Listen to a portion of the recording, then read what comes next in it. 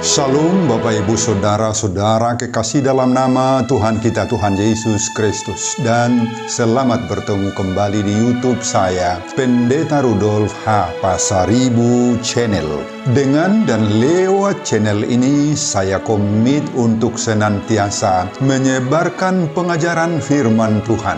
Karena saya percaya berlandaskan Yesaya pasal 55 ayat 11 bahwa firman Tuhan yang saya dan Bapak Ibu Saudara-saudara semuanya juga ikut sebar lewat apapun termasuk lewat video ini tidak akan kembali dengan sia-sia, tetapi akan bekerja sendiri lewat kuasa dan berkat urapan Roh Kudus. Mari Bapak Ibu, Saudara-saudara semuanya, saya ajak membantu saya untuk menyebarkan pengajaran firman Tuhan, khotbah di ibadah Minggu Infokafit. Infokafit artinya, bila ia berseru kepadaku, aku akan menjawab. Didasarkan atas Mazmur pasal 91 ayat 15a, tanggal 6 Maret 2022. Terambil dari kitab Roma pasal 10 ayat 8 sampai dengan ayat 13. Dan epistel dari kitab Ulangan pasal 26 ayat 6 sampai dengan ayat 10a diikat oleh topik atau tema orang yang berseru kepada Tuhan akan diselamatkan. Dalam bahasa Batak Toba dituliskan malu adoganup nama jo goarni Tuhani. Saya baca untuk kita. Mari Bapak Ibu dan Saudara-saudara simaklah pembacaan firman Tuhan berikut ini. Judul perikop Roma pasal 10 mulai dari ayat 4 sampai dengan ayat 15. Kebenaran karena iman. Dan khotbah kita dari ayat 8 sampai dengan ayat 13. Tetapi apakah katanya? Ini, firman itu dekat kepadamu, yakni di dalam mulutmu dan di dalam hatimu. Itulah firman iman yang kami beritakan. Sebab jika kamu mengaku dengan mulutmu bahwa Yesus adalah Tuhan dan percaya dalam hatimu bahwa Allah telah membangkitkan Dia dari antara orang mati, maka kamu akan diselamatkan. Karena dengan hati orang percaya dan dibenarkan, dan dengan mulut orang percaya, orang mengaku dan diselamatkan. Karena kitab suci berkata, barang siapa yang percaya kepada Dia tidak akan dipermalukan. Sebab tidak ada perbedaan antara orang Yahudi dan orang Yunani, karena Allah yang satu itu adalah Tuhan dari semua orang, kaya bagi semua orang yang berseru kepadanya. Sebab barang siapa yang berseru kepada nama Tuhan akan diselamatkan. Bapak Ibu dan Saudara-saudara, itulah isi khotbah kita di ibadah Minggu Infokafit 6 Maret 2022 yang berbicara tentang firman itu dekat dan berkuasa menyelamatkan orang percaya, dihubungkan dengan topik atau tema Minggu, orang yang berseru kepada Tuhan akan diselamatkan. Malu adoganup nama jo goar ni Tuhani. Saudara, jemaat Kristen yang ada di kota Roma berasal dari dua latar belakang yang berbeda, yakni yang berasal dari agama Yahudi dan yang berasal dari non-Yahudi, yakni dari agama lain dan bahkan dari yang tidak beragama atau kafir.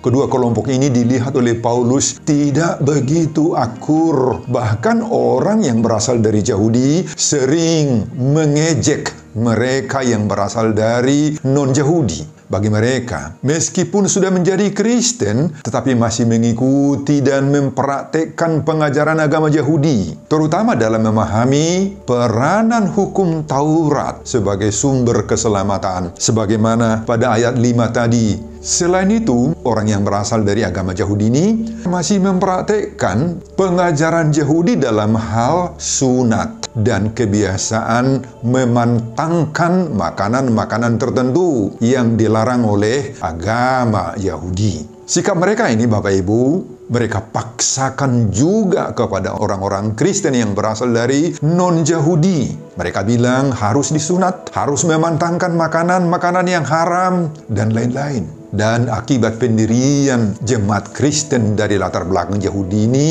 maka sering terjadi bentrokan di antara jemaat yang berbeda latar belakang. Inilah inti persoalan di jemaat Roma ini. Sehingga Paulus harus sesegera mungkin memberi pegangan iman agar memiliki pandangan yang sama dalam hal iman. Khusus menyangkut soal makanan yang haram atau halal, Paulus menulisnya pada Roma pasal 14 ayat 1 sampai ayat 3 dan khususnya ayat 17. Ayat 3, siapa yang makan, janganlah menghina orang yang tidak makan. Dan siapa yang tidak makan, janganlah menghakimi orang yang makan. Sebab Allah telah menerima orang itu. Pada ayat 17, sebab kerajaan Allah bukanlah soal makanan dan minuman, tetapi soal kebenaran, damai sejahtera, dan sukacita oleh Roh Kudus. Saudara, pada Roma pasal 10 ini, sikap orang Kristen yang berasal dari Yahudi ini berdampak pada kepercayaan mereka terhadap Yesus. Bagi sebagian mereka, Yesus bukan juru selamat. Saudara, itu sebabnya Paulus mengatakan pada ayat 2 di sini, mereka giat mencari Allah menurut mereka sendiri, tetapi tanpa pengertian yang benar. Dan pada ayat 3, Paulus juga menulis, mereka berusaha untuk mendirikan kebenaran mereka sendiri, maka mereka tidak takluk kepada kebenaran Allah. Pada ayat 4, Paulus menegaskan bahwa sebab Kristus adalah kegenapan hukum Taurat, sehingga kebenaran diperoleh tiap-tiap orang yang percaya. Dalam bahasa aslinya, kata yang digunakan untuk kegenapan ini diterjemahkan dari kata Yunani telos. Telos itu berarti secara harfiah tujuan, perwujudan, dan penyempurnaan. Jadi segala yang dimaksudkan, dimintakan, dan dituntut dalam perjanjian lama dalam Taurat itu sudah digenapi, disempurnakan di dalam diri Yesus sendiri. Khusus pada perikop khotbah kita ayat 8-13, Paulus berbicara tentang firman Allah dan sikap orang percaya terhadap firman Allah itu. Paulus menegaskan dalam perikop ini, Bapak, Ibu, dan saudara-saudara, bahwa dasar atau pundasi daripada iman orang percaya itu harus diletakkan pada Kristus Yesus satu-satunya, bukan lagi pada hukum Taurat dan kebiasaan-kebiasaan perjanjian lama dahulu. Meskipun tentunya Paulus tidak mau mengatakan bahwa keberadaan hukum Taurat itu tidak perlu lagi atau harus diabaikan. Oh tidak. Untuk itu Paulus menegaskan bahwa orang Yahudi akan dibenarkan dan diselamatkan oleh iman percaya kepada Kristus Yesus, bukan lagi kepada hukum Taurat. Dengan Kristus sebagai dasar keselamatan, maka keselamatan itu juga berlaku bagi semua orang. Tidak ada lagi pembeda-bedaan antara orang Yahudi atau orang Yunani. Itu ditulis pada ayat 12. Pada ayat 8, Paulus menuliskan, firman itu dekat kepadamu, yakni di dalam mulutmu dan di dalam hatimu. Firman itu adalah Allah sendiri. Sebagaimana dalam Yohanes pasal 1 ayat 1, kita selalu ingat itu. Pada mulanya adalah firman, firman itu bersama-sama dengan Allah, dan firman itulah Allah. Dan kemudian firman itu menjelma di dalam pribadi Yesus Kristus pada Yohanes 1 ayat 14. Saudara, firman itu tidak jauh, tetapi dekat dengan kita. Kalau dikatakan bahwa firman itu berada di dalam mulut dan dalam hati, maka itu berarti bahwa firman itu menyatu di dalam diri kita secara keseluruhan hidup kita, dan di dalam perilaku kita sehari-hari dia menyatu. Pada ayat 9 dan 10, Paulus melanjutkan lagi bahwa jika kamu mengaku dengan mulutmu bahwa Yesus adalah Tuhan dan percaya dalam hatimu bahwa Allah telah membangkitkan Yesus itu dari antara orang mati, maka kamu akan diselamatkan. Saudara, hati dan mulut itu merupakan dua organ-organ tubuh yang sangat-sangat penting yang harus digunakan untuk menyaksikan makatidakon Kristus itu di dalam kehidupan kita. Pada ayat 11 dan 13, dan siapa saja yang percaya dan berseru-seru di dalam nama Yesus tidak dipermalukan dan mendapat keselamatan.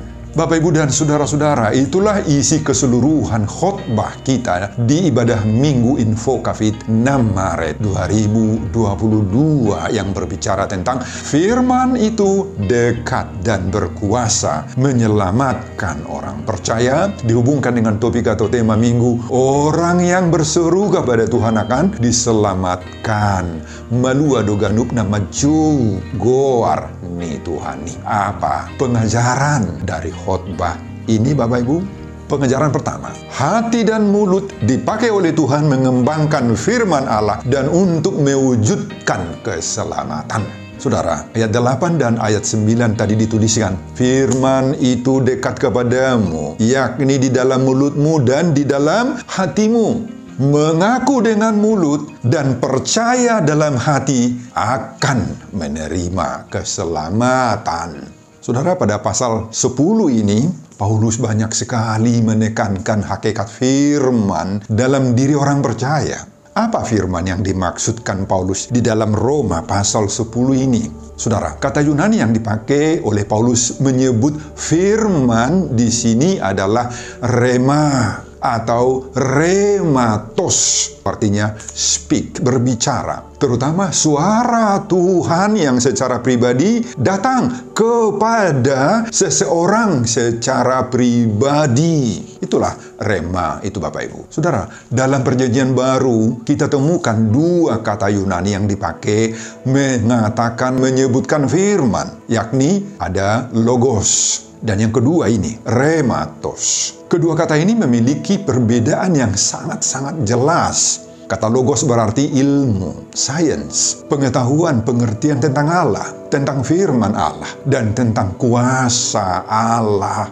Saudara, kalau kita membaca Alkitab misalnya, atau membaca buku-buku teologi dan sumber-sumber lainnya, maka pasti pengetahuan kita, pengertian kita tentang Allah, tentang firman, tentang surga itu akan bertambah. Nah, itulah logos, ilmu, science. Kalau kita pergi beribadah ke gereja atau ke tempat-tempat ibadah, pertanggiangan dan lain-lain, dan mendengar khotbah, pengajaran yang diberikan oleh pendeta atau hamba-hamba Tuhan, maka di sana bertambahlah pengetahuan, pengertian kita. Itulah logos atau firman. Sedangkan kata rema atau rematos itu adalah suara Allah sendiri. Bisikan Roh Kudus sendiri yang langsung berbicara kepada kita secara pribadi.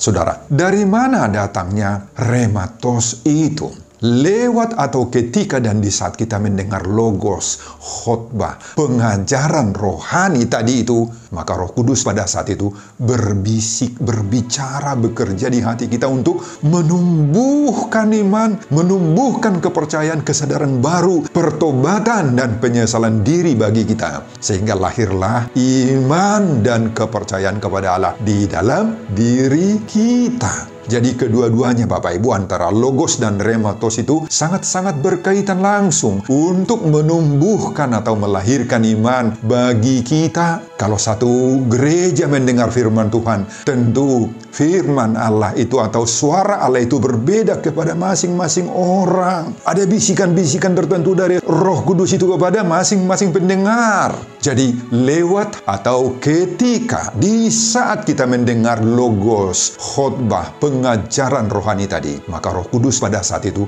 berbisik. Itulah rema. Saudara, ini sangat-sangat prinsipil sekali. Mohon jangan diabaikan keterangan tentang hal ini. Ya, Bapak, Ibu, dan saudara-saudara. Itu sebabnya Paulus mengatakan pada ayat 17 sesudah khotbah kita ini, jadi iman timbul dari pendengaran dan pendengaran oleh firman Kristus. Dalam bahasa Yunani selalu saya hafal ini, hede akoedia rema tu Christu. Hati-hati Bapak Ibu, banyak orang yang memiliki pengetahuan teologis yang tinggi-tinggi, bahkan menggondol ragam-ragam jenis gelar akademis tentang teologi dari dalam negeri atau dari luar negeri. Tetapi dia tidak otomatis menjadi orang beriman, orang pintar secara teologis betul. Tetapi secara iman belum tentu. Karena apa? Karena bukan pengetahuan seperti itu yang membuat seseorang beriman. Bukan. Yang membuat orang beriman apabila ada bisikan Roh Kudus lewat pengetahuan yang dia peroleh itu untuk membawa dia menumbuhkan iman percaya bagi dia. Benar Bapak Ibu, bahwa lewat berbagai-bagai pengetahuan atau lewat logos yang kita dapati itu, Roh Kudus selalu berbicara, berbisik, berseru-seru kepada kita secara pribadi. Itulah rematos. Tetapi sepanjang kita mengabaikan suara Roh Kudus ini, maka iman kita tidak akan lahir, tidak akan bertumbuh meskipun kita pintar, Bapak Ibu. Itu sebabnya banyak orang-orang pintar di bidang agama, di bidang teologi, menjadi ateis di luar negeri banyak. Banyak orang-orang pintar di dalam jemaat yang menjadi pelawan-pelawan gereja, pembuat onar bahkan. Saudara, Paulus mengatakan dalam khotbah ini bahwa rema atau suara atau bisikan Tuhan itu sangat-sangat dekat pada diri kita. Ada dua organ tubuh yang dipakai oleh Roh Kudus itu. Tempat rema itu singgah, yaitu hati dan mulut kita.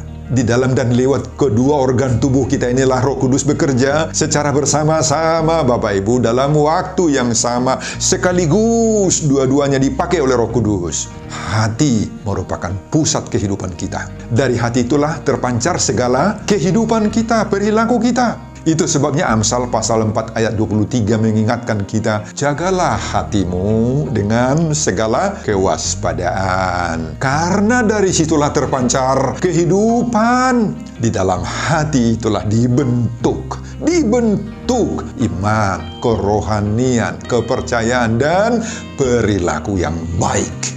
Jagalah hatimu. Mulut itu merupakan alat komunikasi kita dengan dunia luar.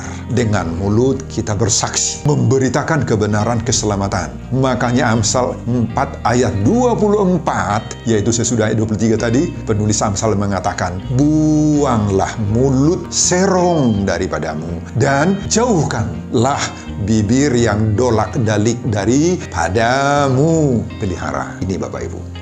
Pelihara ini. Mari Bapak Ibu dan saudara-saudara kita jaga kedua organ tubuh kita ini dan sekaligus memanfaatkannya untuk membawa berita keselamatan kepada orang-orang lain agar mereka juga menerima kebenaran dan keselamatan yang dari Yesus Kristus. Amin Bapak Ibu. Itulah pengajaran pertama. Pengajaran kedua, nyatakan imanmu dalam kondisi sesulit apapun. Saudara, Rasul Paulus menyatakan dengan tegas kepada jemaat di kota Roma ini bahwa jika kamu mengaku dengan mulutmu bahwa Yesus adalah Tuhan dan percaya dalam hatimu bahwa Allah telah membangkitkan Dia dari antara orang mati, maka kamu akan diselamatkan. Saudara, kita perlu tahu tentang konteks dari surat Roma ini ditulis oleh Paulus. Apa konteksnya? Pada waktu Paulus menulis surat ini, banyak di antara jemaat yang sedang mengalami ujian iman, cobaan-cobaan iman, pengejaran, dan hingga aniaya yang hebat.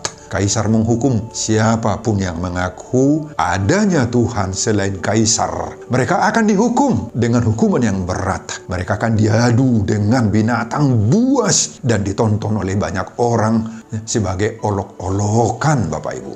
Jadi taruhannya adalah nyawa bagi mereka yang mengaku Yesus sebagai Tuhan. Dengan mempercayai Yesus sebagai Tuhan, itu mengandung resiko dan konsekuensi berat, yakni hukuman mati, bertaruh nyawa, Bapak Ibu. Maka disinilah Paulus mau memberi semangat, penguatan rohani bagi jemaat yang menghadapi perjuangan iman itu. Bahwa ketika mereka tetap berseru-seru kepada Tuhan, pastilah mereka diselamatkan. Karena Tuhan siap menyambut orang-orang yang percaya dalam namanya itu. Saudara, banyak yang menghambat atau yang menghalang-halangi kita untuk bersaksi dan menyatakan iman kita di tengah-tengah kehidupan, lingkungan sekitar kita, di tempat kerja kita, di kantor atau di mana-mana pun kita berada. Banyak yang menghambat kita bersaksi di sana. Tetapi khotbah ini mendorong dan menyemangati kita agar tidak pernah surut menyaksikan iman, menyaksikan kepercayaan kita kepada orang lain.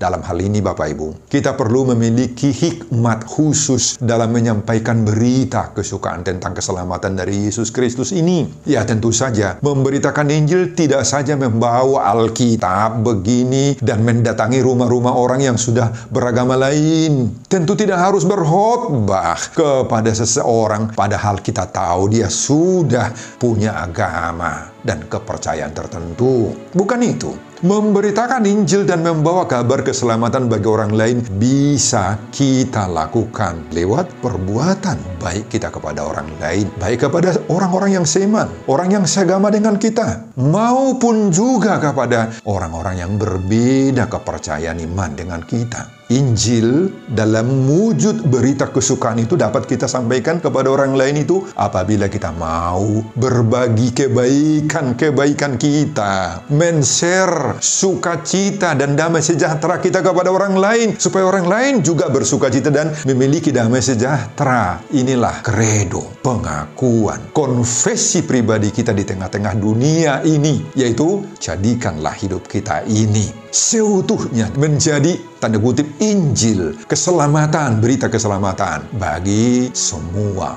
orang. Amin Bapak Ibu, itu pengajaran kedua.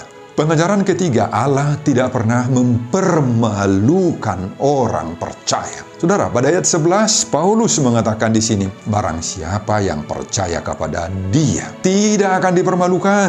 Saudara, kata malu atau dipermalukan di sini bukanlah menyangkut dengan masalah perasaan belaka. Tidak. Dalam Alkitab, anak kalimat yang mengatakan tidak dipermalukan biasanya itu muncul dalam konteks ketika seseorang orang percaya itu diperhadapkan dengan berbagai-bagai pergumulan berat, ujian-ujian iman, dan sedang berhadapan dengan orang-orang fasik yang senantiasa ingin menjatuhkan imannya. Pemazmur sering sekali mengatakan ungkapan ini ketika imannya diuji dalam berbagai-bagai hal. Pada Mazmur 6 ayat 9-11 dikatakan, semua musuhku mendapat malu, mereka mundur dan mendapat malu dalam sekejap mata. Kemudian pada Mazmur 53 ayat 6, sana ditulis, di sanalah mereka ditimpa kekejutan yang besar, padahal tidak ada yang mengejutkan. Mereka akan dipermalukan sebab Allah telah menolak mereka.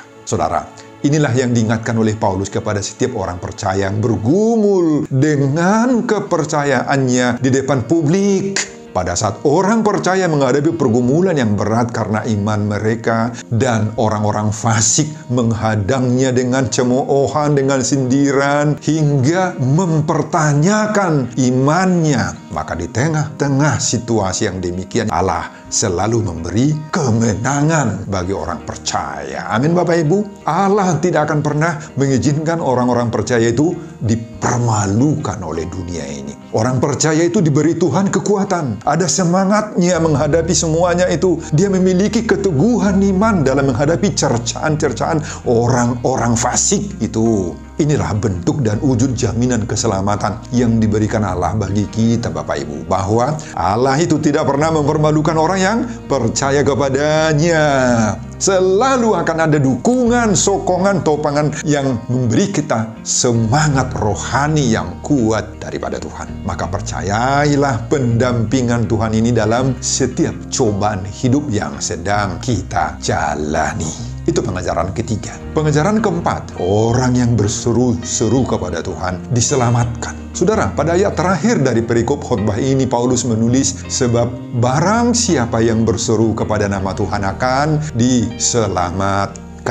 Jadi, selain tidak dipermalukan tadi, sebagaimana ayat 11, Allah juga memberi jaminan bahwa seruan-seruan orang benar lewat berbagai cara itu akan didengar dan dikabulkan oleh Tuhan, Bapak Ibu. Sehingga selalu ada saja cara Tuhan yang sangat ajaib, yang tidak masuk akal, yang di luar nalar berpikir manusiawi normal untuk menyelamatkan kita. Saudara, dalam hidup ini kita tidak akan pernah lepas dari berbagai-bagai masalah. Baik masalah yang disebabkan oleh kita sendiri maupun karena orang lain.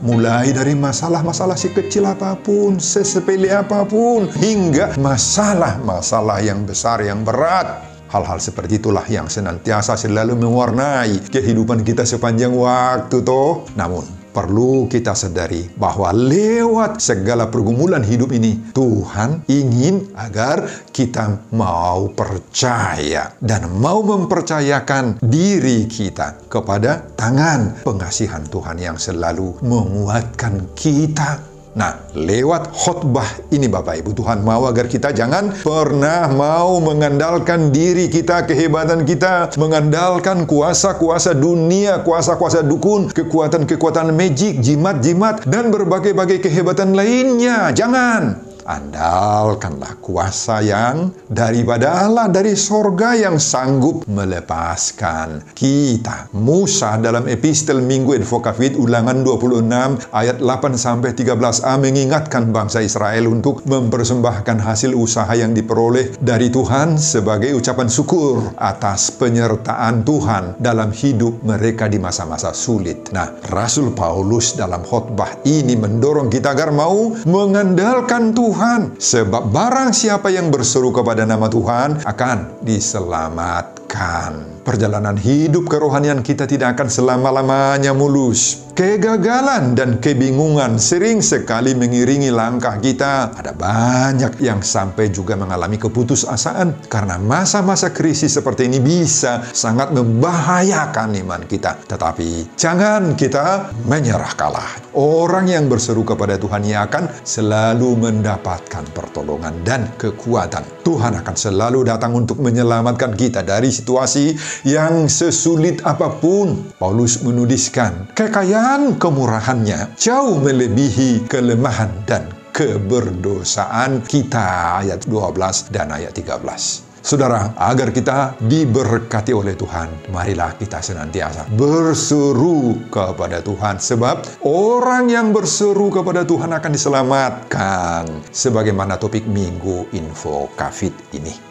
Sebelum saya mengakhiri khotbah ini kembali, saya mengajak Bapak, Ibu, dan saudara-saudara untuk membantu saya menyebarkan firman Tuhan khotbah di ibadah Minggu Info Kafit 6 Maret 2022 dari Roma pasal 10 ayat 8-13 ini, agar kita sungguh-sungguh percaya orang yang berseru kepada Tuhan akan diselamatkan. Malu adoganuk nama Jo Gowarni Tuhani, termotivasi lewat khotbah ini. Simak juga video-video khotbah saya yang lain Bapak Ibu, agar kita semuanya memiliki sentuhan dan pemahaman rohani yang semakin diperkaya. Buka di YouTube saya, Pendeta Rudolf H. Pasaribu Channel. Selamat mengikuti ibadah minggu, baik di gereja ataupun di rumah masing-masing. Tuhan Yesus memberkati kita. Salam Horas. Amin.